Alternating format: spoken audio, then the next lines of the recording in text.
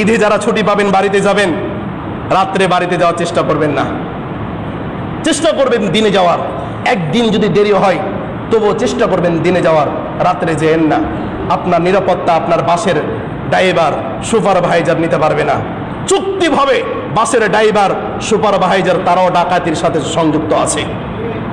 একজন 20 জন যদি যাত্রী থাকে, 10 জন যদি ডাকাত ওই বাসে উঠে, 5-10 হাজার টাকা ওই বাসের ড্রাইভারকে ঘুষ দিয়ে দিল, তোমরা সরে যাও, আমরা ডাকাতি করে সব কিছু লুটপাট করে নিয়ে যাই। বাসের ড্রাইভার কিছু বলবো? কিচ্ছু বলবে না। এই জন্য আপনাদেরকে অনুরোধ করে বলবো, বাড়িতে যাবেন সতর্কভাবে যেন, নিজের নিরাপত্তা, টাকা পয়সা, রক্তগুলোকে পানি করে করে এই জায়গাতে পড়ে আছেন। টাকা পয়সা, অর্থ, মা বাবাকে খুশি করবেন, ভাই বোনকে খুশি করবেন, এই টাকা পয়সা নিয়ে যাবেন। কাজেই যারা বাড়িতে যেতে চাচ্ছেন, ঈদে বাড়িতে যাবেন, নিরাপদে যাবেন, সতর্ক অবলম্বন করে যাবেন। তবে চেষ্টা করবেন রাত্রের ভিতরে বাড়িতে না যাওয়ার। যদি পারেন দিনে দিনে বাড়িতে যাওয়ার চেষ্টা করবেন, ইনশাল্লাহ।